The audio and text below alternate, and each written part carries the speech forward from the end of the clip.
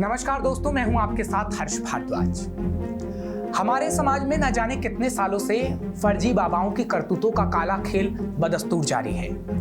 हर बाबा की गिरफ्तारी और उसके काले साम्राज्य के पर्दाफाश होने के बाद ये उम्मीद की जाती है कि जनता की आंखें खुलेंगी और फिर कोई शख्स फर्जी बाबा बनने की कोशिश नहीं करेगा।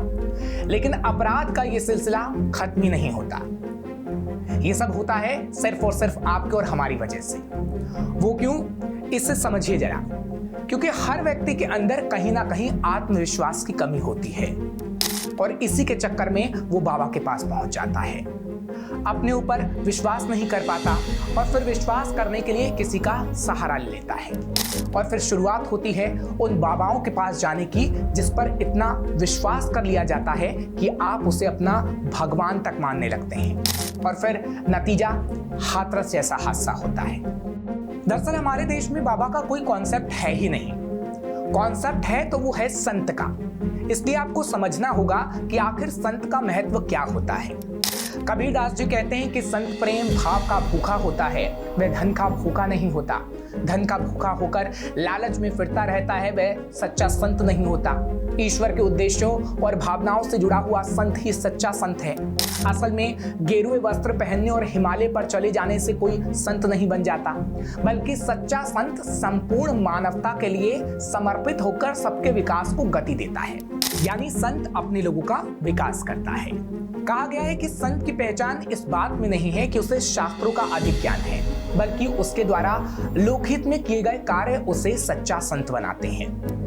सच्चे संत का इस संसार में बहुत बड़ा महत्व है क्योंकि वो ईश्वर का एक प्रतिनिधि होता है। सच्चे संत का पूरा जीवन ईश्वर को समर्पित होता है।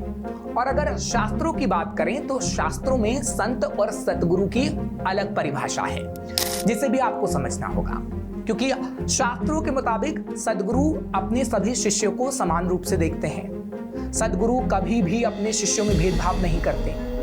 दान दक्षिणा मांगने के लिए इधर उधर नहीं भटकते। सद्गुरु सच्चा आध्यात्मिक ज्ञान प्रदान करते हैं। सद्गुरु वह होता है जिसके पास सभी धार्मिक ग्रंथों का पूर्ण ज्ञान होता है और ये हमारे शास्त्र कहते हैं। ये शास्त्रों के मुताबिक एक संत और सद्गुरु की परिभाषा है जो हम आपको बता रहे हैं। लेकिन अब सवाल उठता है कि सतगुरु और संत की परिभाषा ना समझकर लोग आखिर क्यों बाबाओं के चक्कर में पड़ते हैं और बाबाओं पर भारतीयों को इतना भरोसा क्यों है। दरअसल भारत 1 अरब से ज्यादा लोगों का देश है और इसमें हजारों बाबा या गुरु हैं। रईस लोगों के गुरु हैं, थोड़े कम पैसे वालों के गुरु हैं, गरीब लोगों के भी हैं। कई गुरुओं के अपने गृह क्षेत्र के साथ ही विदेशों में भी भारी भक्त हैं। राजनेता, फिल्म अभिनेता, क्रिकेटर्स, नौकरशाह और आम आदमी सब इनके भक्तों में शामिल हैं। एक वक्त ऐसा भी था जब देश की सबसे शक्तिशाली प्रधानमंत्री यानी इंदिरा गांधी जब तक सलाह के लिए अपने योग गुरु धीरेन्द्र ब्रह्मचारी के पास पहुंच जाती थी।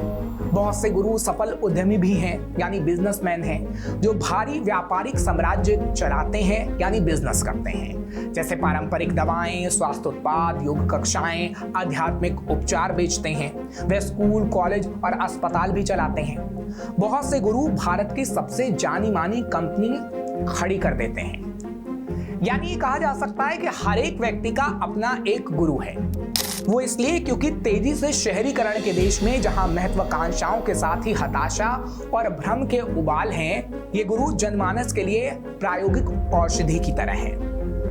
यानी हम देखते हैं कि अक्सर हम भ्रम में रहते हैं और आत्मविश्वास की कमी और कई ऐसी चीजें होती हैं जिसके लिए हमें किसी की जरूरत होती है और फिर हम उन लोगों की तलाश करते हैं जिनसे हमें खुशी मिलती है और फिर हम चले जाते हैं उन बाबाओं के पास और लोग उनके शिष्य ये सोचकर बनते हैं कि वो उनकी जिंदगी में बड़ा बदलाव लाने में मदद कर सकते हैं। इसके अलावा बहुत से लोग जादू चमत्कार पर भी यकीन रखते हैं। सोचते हैं कि उनकी जिंदगी अचानक से बदल जाएगी और इस भ्रम में वो ऐसे गुरु और बाबा का आश्रय ले लेते हैं। आपने कई बार देखा भी होगा कि कई बाबा चमत्कार भी करते हैं। कोई पैसे और खुशी के लिए बाबा का सहारा लेता है तो कोई आत्मिक शांति के लिए, तो कोई किसी डर की वजह से बाबा का सहारा ले लेता है और फिर ये बाबा कारोबार का गणित चलाते हैं। धर्म की मजबूत ताकत और लाखों भक्त का साथ होने की वजह से इन बाबा या गुरुजी महाराज को खूब दान दक्षिणा मिलती है। आप भी किसी गुरु के पास गए होंगे तो दान दक्षिणा आपने दिया होगा। वहीं इनके भक्तों में ज्यादातर संख्या समाज के निचले तबके से आने वाले लोगों की होती है। जहां गरीबी की मार झेल रही जनता को ये बाबा ढांढस बंधाने से लेकर घरेलू हिंसा से छुटकारा, शराब या गुटखे की आदत छुड़वाने जैसे प्रलोभन देते हैं। यानी लालच देते हैं कि आप हमारे पास आओगे तो आपकी आदत छूट जाएगी और आपको बहुत लाभ होगा। इसके बदले में लोग अपनी संपत्ति से लेकर सर्वस्व तक इन बाबाओं पर न्योछावर कर देते हैं। यानी पैसा तो ज्यादा देते हैं, अपनी कमाई का हिस्सा भी इन बाबाओं को दे देते हैं। और इसी वजह से हमारे देश में हर गली मोहल्ले में किसी ना किसी बाबा के गुणगान करता कोई ना कोई इंसान आपको मिल जाएगा। यानी आपके बगल का अगर कोई व्यक्ति है तो उसका भी कोई बाबा या गुरु होगा। आप देख लीजिएगा, बात करिएगा कभी कोई बाबा हेलीकॉप्टर बन जाता है तो कभी कोई बाबा बिस्किट को विष बता देता है। गाहे बगाहे हमें ऐसे किसी बाबा के बारे में पता चलता है जिसकी लाखों में फॉलोइंग हो, लेकिन उसी पुलिस ने किसी गंभीर आरोप में गिरफ्तार कर लिया। ऐसे भी बाबा हैं। ऐसे बाबाओं को ना बाबा ना कहने की जगह लोग दीवानगी को भक्ति का नाम दे देते हैं। लगभग हर बड़े बाबा के नाम के पीछे कोई ना कोई केस दर्ज होता है।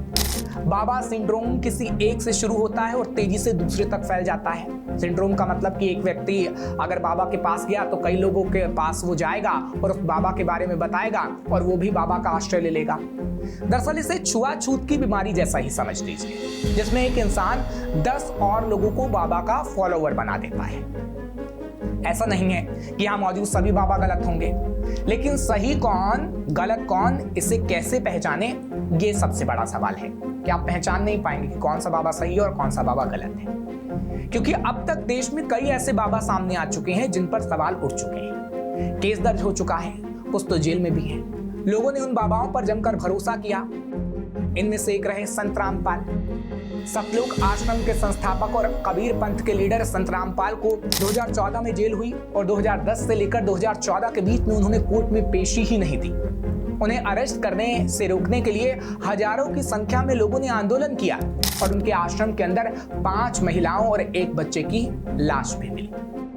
ऐसे ही बाबा राम रहीम, डेरा सच्चा सौदा के संस्थापक को जब जेल हुई तो पूरे भारत में अलग अलग हिस्सों में विरोध हुए। रेप के आरोपों में उन्हें सजा हुई और अरेस्ट के दौरान जो हिंसा हुई उसमें 250 लोग घायल हुए और 30 लोगों की मौत हो गई। इसी तरीके से एक और बाबा स्वामी नित्यानंद को भगोड़ा करार दे दिया गया है। करोड़ों के मालिक इस बाबा ने इतनी संपत्ति इकट्ठा कर ली थी कि एक आइलैंड पर जाकर एक अलग ही देश बना लिया जिसका नाम कैलाश है। इच्छाधारी भीमानंद को ले लीजिए। श्रीमूरत त्रिवेदी ने 5 सितारा होटल में सिक्योरिटी गार्ड की नौकरी की और 1988 में खुद को बाबा घोषित कर दिया। सालों तक हाई प्रोफाइल क्लाइंट के साथ काम किया और बाद में पता चला कि एक हाई प्रोफाइल सेक्स रैकेट ये बाबा चलाता था। इसी तरीके से आसाराम बापू का केस हम कैसे भूल सकते हैं। रेप के आरोप में आसाराम बापू और उसके बेटे नारायण साईं दोनों जेल में हैं। उनके आश्रम में गुरुकुल में पढ़ने वाले 2 बच्चों की लाशें भी मिली थी। और यह आंकड़ा एक चौंकाने वाला है जो कई सवाल सामने लाता है, जैसे आखिर क्यों ऐसी अंधभक्ति लोगों के अंदर देखी जाती है, क्यों लोग अंधभक्त हो जाते हैं। इस सवाल का जवाब है कि इंसान जब भगवान बनने के ट्रेंड पर जाता है ना, तो भक्ति भी अंधभक्ति में बदल जाती है। पर सवाल यही है कि ऐसा क्यों? क्या लोग भक्ति के लिए वहां जाते हैं या फिर किसी के बहकाने पर? हमारा मानना है कि लोगों को एक उम्मीद खींच कर ले जाती है, ऐसी उम्मीद जिसमें उन्हें लगता है कि उनकी समस्याएं आसानी से हल हो जाएंगी। इसका जवाब ह्यूमन नेचर में भी देखा जा सकता है। हमें हर वो इंसान अच्छा लगने लगता है जो अच्छे से बोल सकता है, अपनी बातों से प्रभावित कर लेता है, यानी ठीक ठाक बोल लेता हो और लगता हो कि हाँ काफी प्रभावशाली है, और उनकी बातों में हम आ जाते हैं। इन सभी बाबाओं में यही एक क्वालिटी कॉमन थी, उन्हें बोलना आता था। ये किसी इन्फ्लुएंसर से कम नहीं होते। अगर हम सिर्फ भारत की बात करें तो यहाँ हजारों बाबा होंगे, उनके करोड़ों अनुयायी। पर हमारे देश में बाबा कल्चर इतना ज्यादा लोकप्रिय क्यों है? इसके पीछे कहीं ना कहीं यूनिटी इन डाइवर्सिटी वाला फैक्ट सामने आ सकता है। हमारे आसपास इतनी विविधता है और हम किसी और की मान्यताओं को नहीं मानते। जैसे पूर्व पश्चिम उत्तर दक्षिण में हजारों कास्ट हैं, जातियां हैं, सब अलग अलग रीति रिवाज से रहते हैं। जब हम अपने आसपास वालों की बातों और मान्यताओं को नजरअंदाज कर देते हैं तब किसी धर्म गुरु की जरूरत महसूस होने लगती है। शायद यही कारण है कि हम किसी धर्म गुरु को ही भगवान मानने लगते हैं और उस भगवान के पास खुद तो जाते ही हैं, साथ ही कई और लोग को भी ले जाते हैं। कहीं ना कहीं इन फेक बाबाओं की फॉलोइंग बढ़ाने का कारण सेलेब्स और हाई प्रोफाइल नेता भी होते हैं। आप सिर्फ अपने आप को दोष मत दीजिए, क्योंकि नेता और हाई प्रोफाइल लोगों का भी दोष थोड़ा सा होता है। कहीं वोट के लिए तो कहीं फिल्म प्रमोशन के लिए हमने गाहे बगाहे बड़े लोगों को इन बाबाओं के पास जाते देखा होगा।